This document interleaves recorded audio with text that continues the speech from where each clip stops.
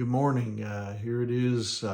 We've made it to Wednesday. We're to the halfway point of another week, and today, of course, is May the 15th. So we're about halfway through this month of May already. It's hard to believe, but anyway. I hope you had a great Tuesday. I hope that you were. Hope that you were able to get some things done. Maybe just like I said, try to work through this week. And anyway, now we find ourselves at the halfway point, hump day, and hope this morning finds you.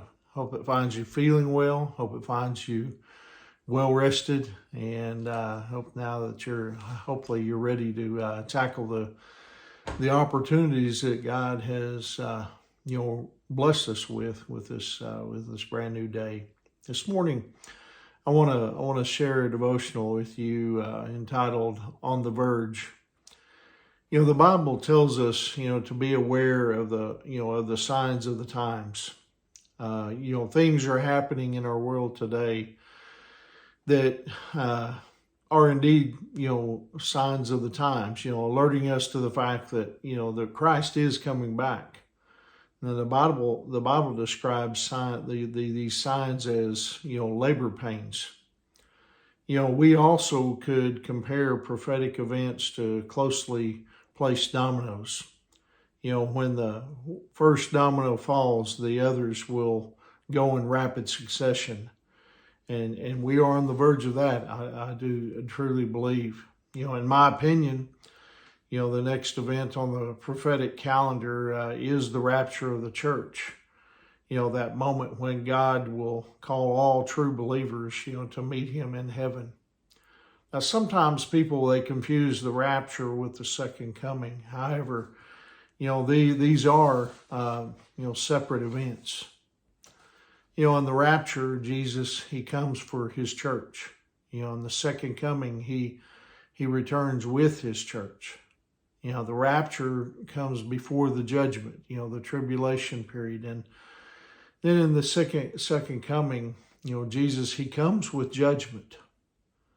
Now, following the rapture, the Antichrist will emerge on the scene. He will be a charismatic, brilliant politician type who will have economic and military solutions. And initially, he will reveal himself as a man of peace and even help the Jewish people rebuild their temple. But then 3.5 years into the tribulation, he will commit the abomination of desolation, erecting an image of himself in the Jewish temple and then commanding people to worship it. The tribulation will culminate with the Battle of Armageddon, which will be fought in the Middle East. And then Jesus Christ, he will return in the second coming, which will be followed by the millennium, the 1,000-year reign of Christ on earth. And then lastly, heaven and earth will become one as the New Jerusalem descends from heaven to earth. And, all these events are yet to come. So what then are some of the signs of the times that we should be aware of? Well, I would say the emergence of China as a military and economic superpower would be, a sign of the times. Another is the diminishing of the United States of America, which we don't find in the last days scenario, any that I've ever seen. And then there is the growing aggression of Russia and the emergence of Islam. Now, as these events come together, they will center around, Israel and Jerusalem. And the Bible tells us in Zechariah chapter 12, verse 3, "On that day I will make Jerusalem an immovable rock. All the nations will gather against it and try to move it, but they will only hurt themselves."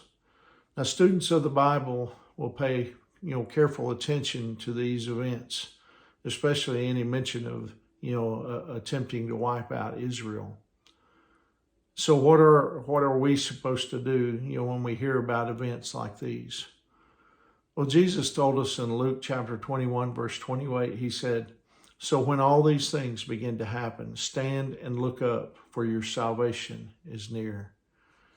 Now, if we really believe, Jesus Christ is returning, then it should affect our conduct.